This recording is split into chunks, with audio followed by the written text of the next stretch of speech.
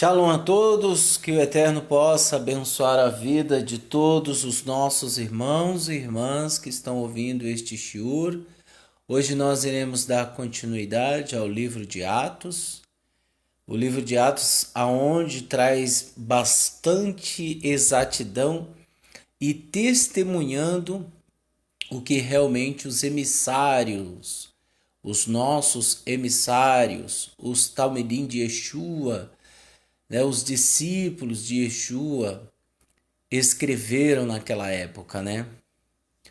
Muitas pessoas dizem que Paulo se contradizia, ele vivia se contradizendo, né, em certos assuntos relacionados à Torá.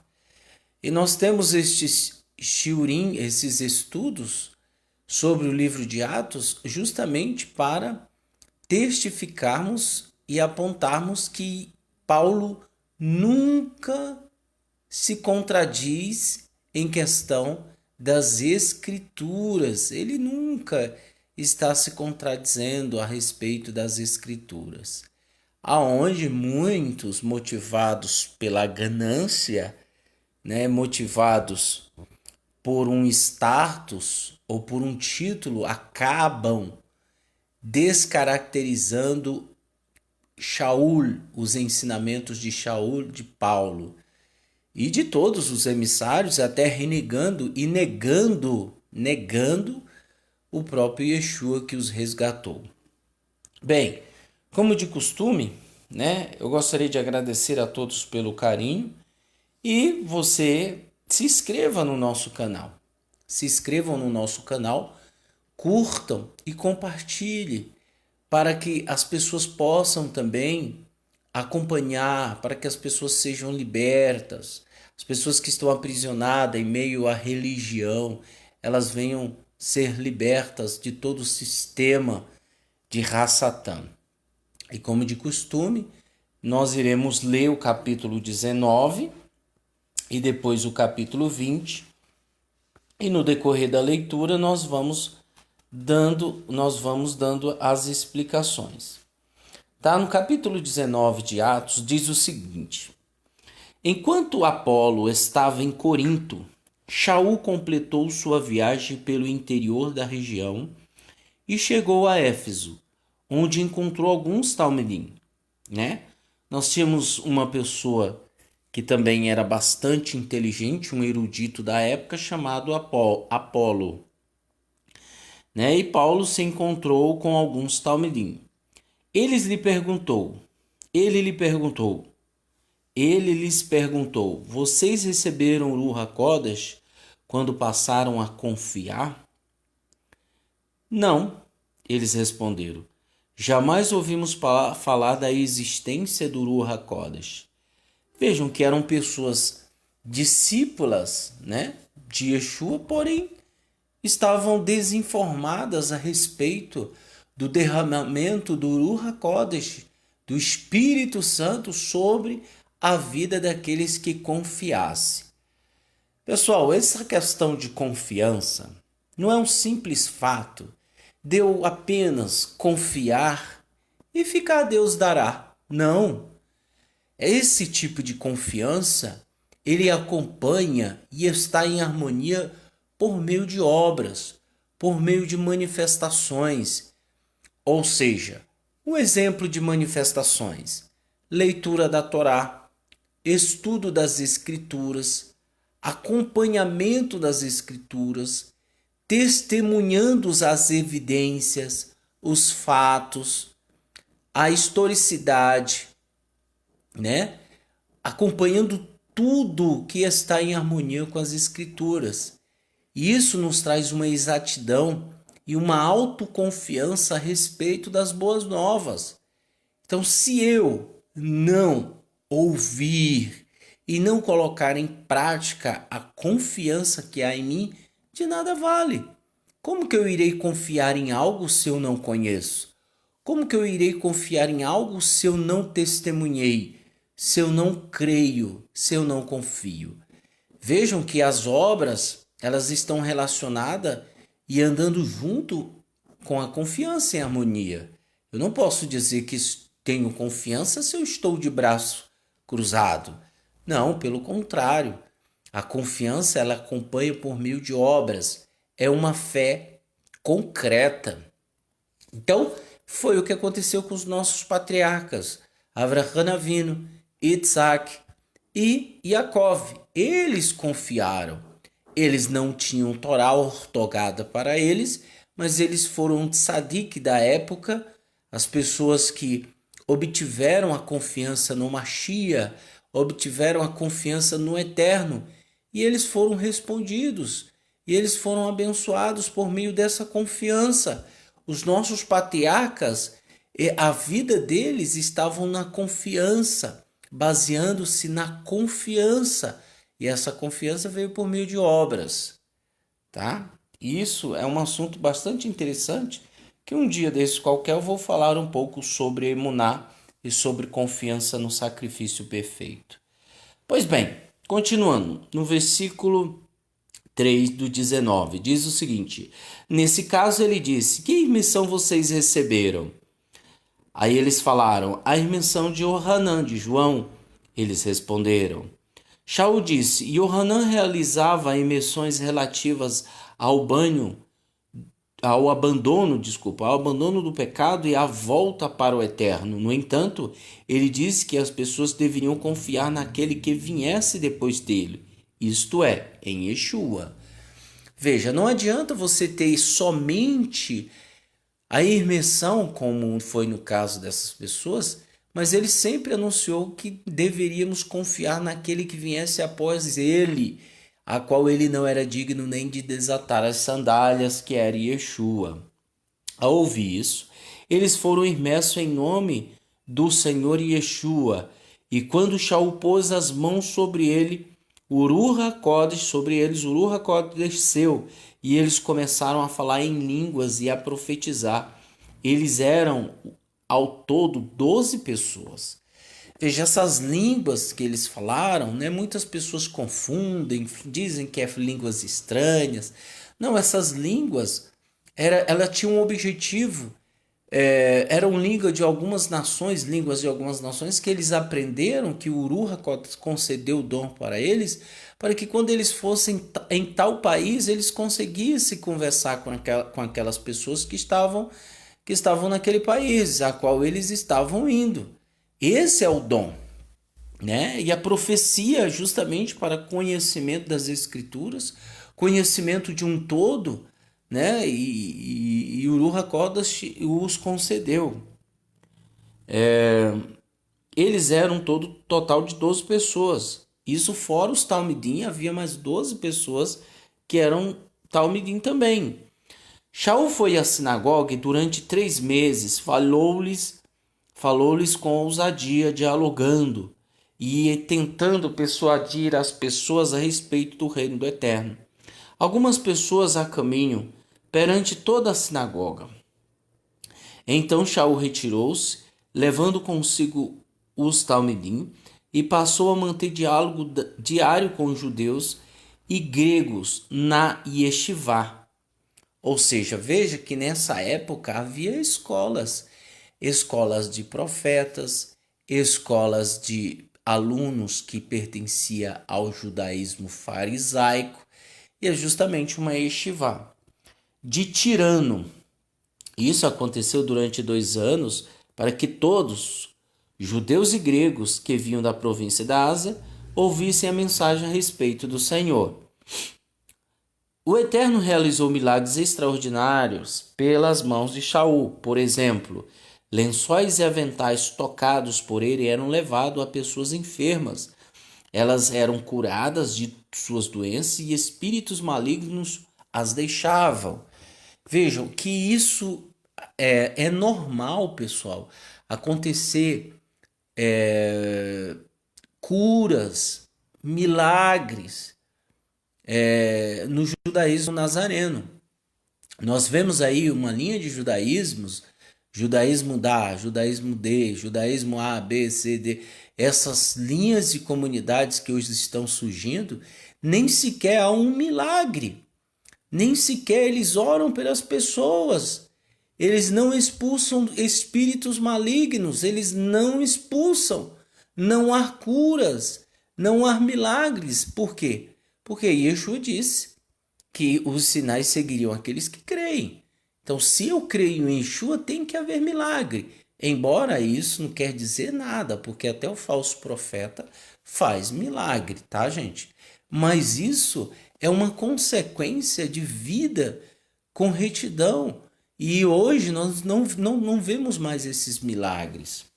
Eu já fui muito testemunho, já expulsamos vários demônios de várias pessoas que estavam endemoniadas, já curamos em nome de Yeshua. Yeshua curou através de nossas mãos, operando milagre em várias vidas de várias pessoas. E esses sinais hão de acompanhar aqueles que creem. Isso é bíblico, isso está nas Escrituras. Mas infelizmente hoje não se faz mais isso porque pensam que estão se comparando a uma igreja. Não, essa questão de espírito, de expulsão de demônios e cura de enfermos, pessoas que estavam doentes, essa manifestação vem dos essênios. Os essênios realizavam esses milagres através de suas mãos, o Eterno realizava esses milagres através das mãos dos essênios, e isso ocorria na época. Tanto é que Yeshua, onde ele passava, ele expulsava demônios. Mas continuando, então alguns judeus exorcistas que viajavam de um lugar para outro tentaram fazer o uso do nome de Yeshua em relação às pessoas com espíritos malignos. Sempre existe aquele aproveitador, né? E foi no caso desses aqui. Eles tentaram fazer o uso do nome de Yeshua em pessoas que estavam com espíritos malignos. Eles diziam: eu exorcizo em nome de Yeshua anunciado por Shaul. Certa vez, 7 filhos de um Kohen Hagadol, chamado Esqueva, estava agindo dessa forma, e o espírito maligno respondeu-lhes: conheço Yeshua, sei quem é Shaul, mas e vocês, quem são? O homem com o espírito maligno caiu sobre eles, subjugou-os e os espancou tão severamente que eles correram para casa nus e sangrando. Veja, o demônio, ele conhece aquele que verdadeiramente serve o Eterno. E esses camaradas estavam brincando, né, com algo sério, e o demônio falou: eu conheço Yeshua e conheço Shaul, mas quem são vocês? E espancou-os de forma que eles ficaram nus e foram sangrando para casa. Quando tudo isso se tornou conhecido dos moradores de Éfeso, sobreveio um temor a todos, judeus e gregos, e o nome do Senhor Yeshua foi dito em alta conta. Muitos dos que haviam anteriormente feito profissão de fé regressaram e reconheceram em público suas práticas ímpias, e um considerável número de pessoas envolvidas com práticas ocultistas lançou seus pergaminhos em uma fogueira e os queimou em público.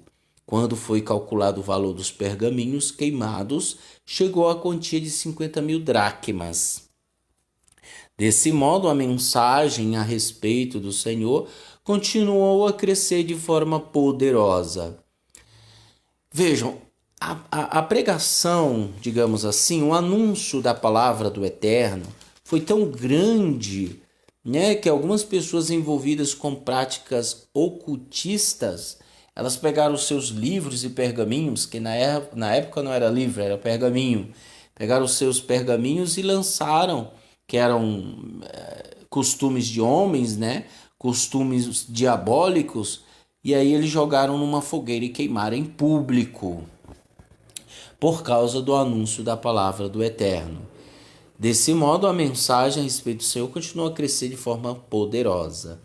Algum tempo depois, Shaul decidiu, pelo Espírito, passar pela Macedônia e Acaia, e então ia em Euxalai.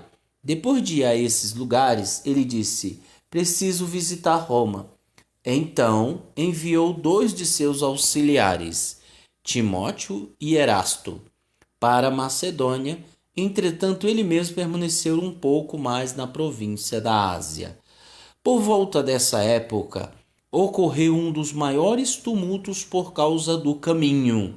Havia um ourives chamado Demétrio que fazia objetos ligados à adoração à deusa Artemis,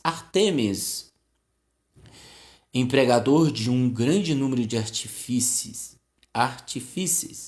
Ele convocou uma reunião com todas as pessoas ligadas a este ramo e disse: Homens, vocês sabem que nosso sustento provém do ramo em que trabalhamos, e podemos ver e ouvir por si mesmo que não só aqui em Éfeso, mas em quase toda a província da Ásia, este tal Shaul tem convencido e desviado um número considerável de pessoas, dizendo que os deuses criados por seres humanos não são deuses. Vejam, pessoal, uma coisa interessante que a gente deve atentar, que é o seguinte: eu fico com um olho atrás, né? Eu fico com o pé atrás, essa é a verdade, quando eu vejo alguém que se diz do judaísmo, qualquer tipo, ramificação do judaísmo, aglomerando pessoas. Eu fico com o pé atrás quando eu vejo pessoas popularizando uma coisa que não é para ser popularizado. Veja, Shaul, ele estava com o objetivo de conscientizar as pessoas que estavam vivendo errado. Mas aquelas pessoas jamais iriam fazer parte de uma facção. Aquelas pessoas, pelo contrário, iam ser libertas e elas iam servir o Eterno com alegria. Mas, infelizmente, aqueles homens que praticavam, eram ourives que faziam estátuas, deuses de metal ou sei lá o que, eles começaram a ver que as pessoas não estavam mais comprando o seu produto, então eles convocaram algumas pessoas para dizer: olha, o nosso sustento vem daqui e esse tal Shaul está pervertendo as pessoas, dizendo que os deuses que nós fabricamos não são deuses, mas sim estátuas normais. E aí aconteceu esse alvoroço. Por isso eu digo, a ganância, ela é bem vista, tá? Bem vista na questão de você ver claramente quando aquelas pessoas, principalmente líderes, estão sendo gananciosos. Quando eles lhe perdem alguma coisa e você não tem, eles não querem nem saber de você mais. É isso que acontece. Continuando. Cadê? Onde eu parei aqui? Deixa eu ver.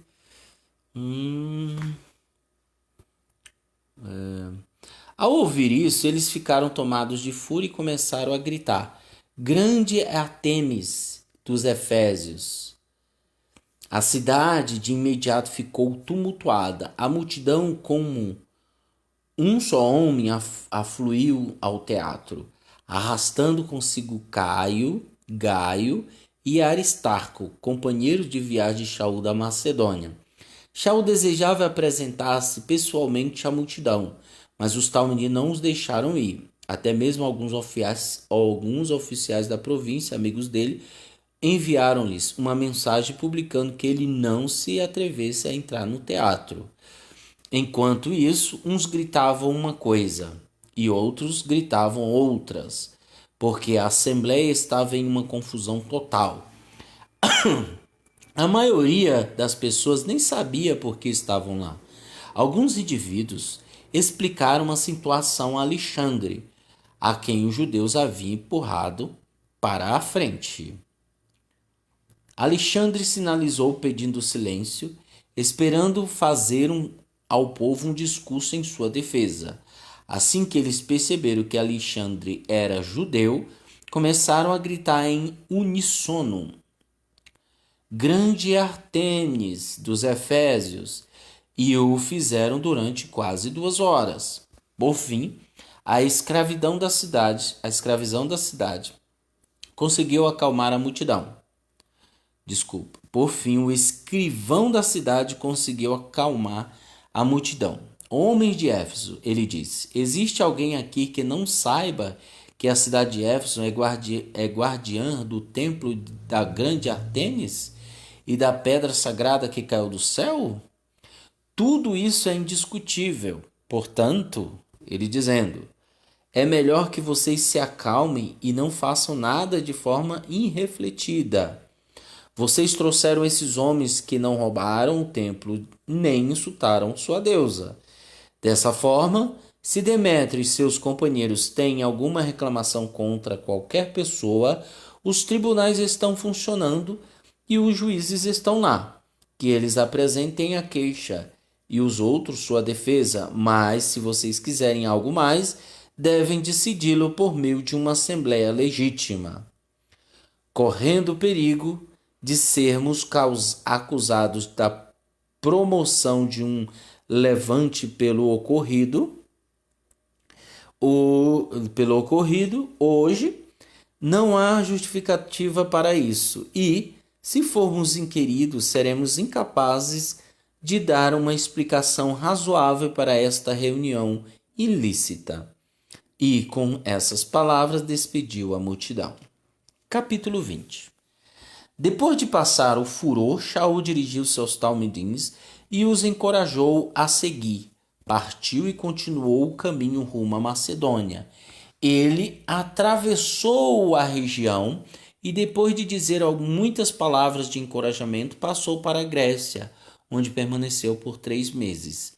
Enquanto se preparava para ir à Síria, descobriu um complô contra ele por parte dos judeus incrédulos. Eu sempre falei aqui, pessoal, que há judeus crentes em Yeshua e há judeus incrédulos, judeus que se transvestem de judeus e não são. Ele mudou os planos e decidiu voltar à Macedônia. Sopatro de Bereia, filho de Pirro, o acompanhou, bem como Aristarco e Secundo, de Tessalônica, Gaio, de Derbe, Timóteo, Tíquico e Trófimo, da província da Ásia. Esses homens seguiram o caminho e esperaram por nós em Troade. Enquanto partimos de Filipos, depois dos dias de Matzá, ou seja, antes do Pessa, 5 dias depois encontraram-nos em Troade, onde passamos uma semana. O Matzá e Shabat, quando estávamos reunidos para partir o pão, Shaul dirigiu-se à palavra. Pelo fato de que iria viajar no dia seguinte, falou continuamente até a meia-noite. Havia muitas lamparinas acesas no aposento do andar superior em que nos reunimos, e um jovem chamado Eutico, que estava sentado no peitoril da janela, adormeceu profundamente durante o longo draste de Shaul. Vencido pelo sono, caiu do terraço do 3º andar. Quando o levantaram, estava morto. Shaul desceu, inclinou-se sobre o rapaz e o abraçou, dizendo: não fique alarmado, ele está vivo. Então subiu novamente, partiu o pão e comeu.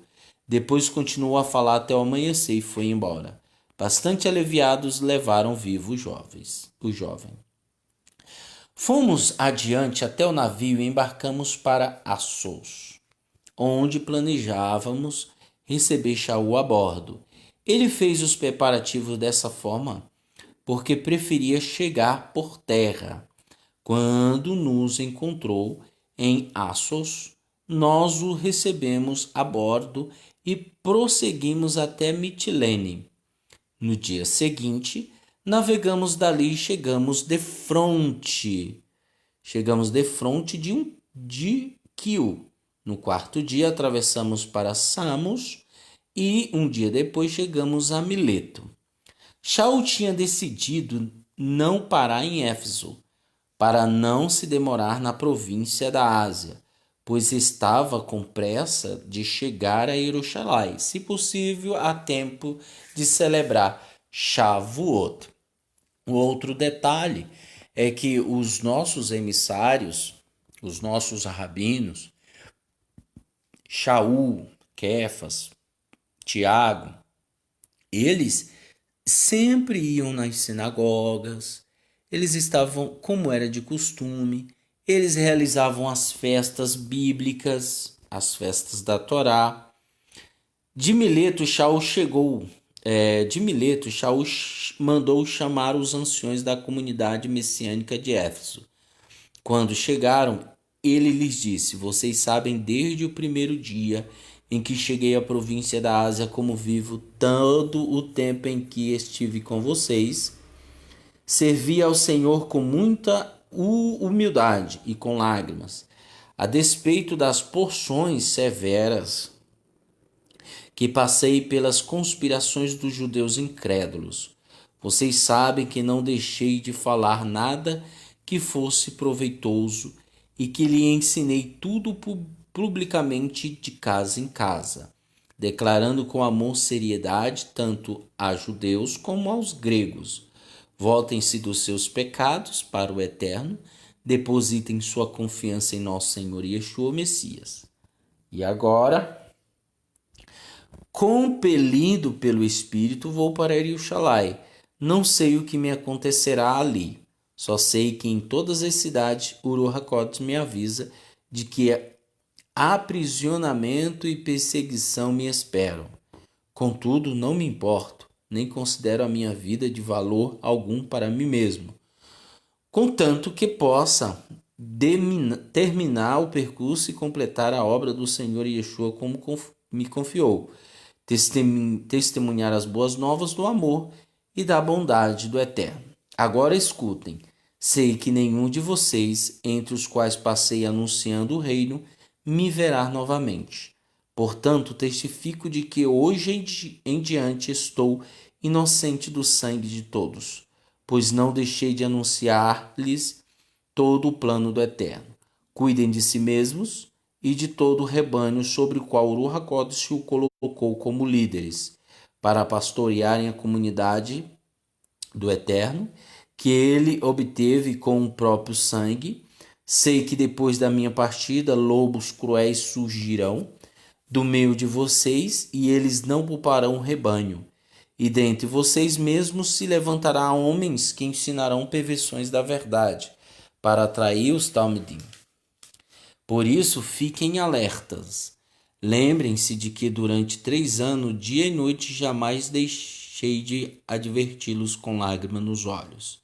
Agora eu os entrego aos cuidados do Senhor e à mensagem do seu amor e da sua bondade, porque ela pode edificá-los e dar-lhes herança entre todos os que têm sido separados por Elohim.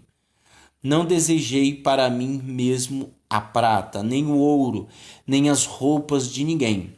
Vocês mesmos sabem que essas minhas mãos supriram não só minha necessidade, mas também a de meus colaboradores. Em tudo, dei-lhes um exemplo de que, mediante o trabalho árduo, devemos ajudar os fracos, lembrando as palavras do próprio Senhor Yeshua: há mais fidelidade em dar do que receber. Ao terminar de falar, Shaul ajoelhou-se com todos e orou. Eles choraram muito e, abraçando-o, beijaram para despedir-se. O que mais os entristeceu foi a observação de que eles não mais o veriam outra vez. Eles o acompanharam até o navio. Então, pessoal, aqui nós finalizamos o capítulo 20. No próximo episódio, nós iremos ler o capítulo 21 e o capítulo 22. E aí vamos até o capítulo 26, se eu não me engano. 27, deixa eu ver, é isso mesmo. Até o capítulo 28, tá? E aí a gente finaliza o estudo do livro de Atos. Bem, vocês viram que Paulo, ele era muito perseguido, tanto pelos judeus incrédulos e pelos pagãos. Os pagãos que viviam em cidades que eram idólatras, né? Sempre motivados pela cobiça. E hoje o que nós vemos não é diferente. Hoje a gente vê uma classe de pessoas, né? Você vê rabinos brigando, né? Discutindo quem está certo, quem não está. Nós vemos pessoas que eram ex-cristãos se transvestindo de judeu. Nós vemos pessoas cometendo vários tipos de crimes terríveis, né? Se autodeclarando X e não é. E, infelizmente, escondem por trás o que elas verdadeiramente são. O Deus do ventre dessas pessoas é o seu ventre. O Deus delas é o ventre. Então, infelizmente, isso ocorre. Paulo ele diz que sairão do vosso meio. E realmente sai sempre do nosso meio pessoas mal intencionadas, pessoas que realmente desejam o mal.